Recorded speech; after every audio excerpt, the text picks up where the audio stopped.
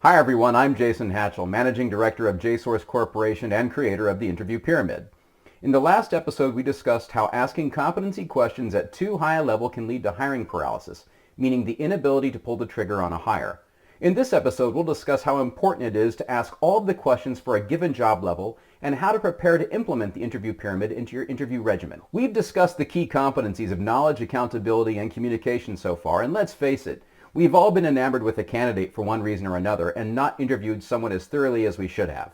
As interviewers, sometimes we get so excited by someone with a beautiful, perfect resume that we fail to probe as much as we should. It's human nature. Generally speaking, resumes reveal large pieces of key competency of knowledge, as well as a bit of the information subcompetency of the key competency of communication. All too often, interviews stop there. Boom, you're hired. You've worked at Google, Microsoft, Amazon as a manager of the development team. Sign her up, send the bill. You're hired. And if you're looking at a level 1, low-level, inexperienced hire or, a level 2 junior manager, then you might be okay. But what if the person is to be hired for a level 3 role? Don't you need to probe for management capability outside of managed 8 people? What about their ability to persuade and manage not only staff, but stakeholders above them? In short, if we focus too much on knowledge, we miss a big part of the story. This problem also occurs. In my work in Japan, I've seen many foreign capital companies hire country managers based merely on where they worked before and having some fluent English. Yet such employers rarely ask questions related to the communication subcompetency of persuasion. Can you imagine having a know-it-all leader that no one wants to follow? Wait a minute, I think I've had a boss like that before. Anyway, what's great about learning the interview pyramid interviewing technique is that once you're familiar with the job levels and the questions associated with all the levels and competencies and subcompetencies, you might begin to see that your actual hiring need is lower or higher than you originally thought, and then change your interview approach to reflect this. As well, in a tight market, you might begin to see promising candidates that you overlooked, while conversely, you might potentially reject candidates that you didn't at first realize are problematic.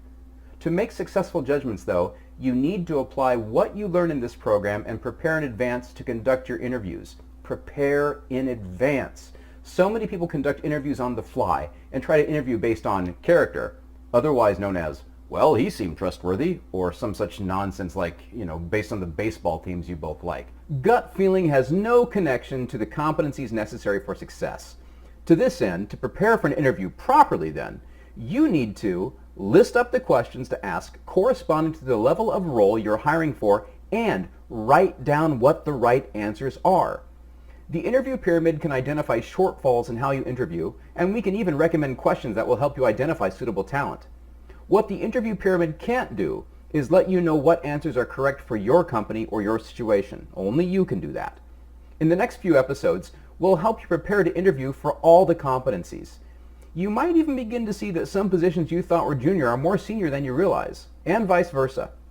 Start learning more by visiting our website at www.interviewpyramid.com. Once there, you'll find a series of videos explaining how the interview pyramid interviewing technique works. You can also find us at these other places too. I look forward to seeing you again.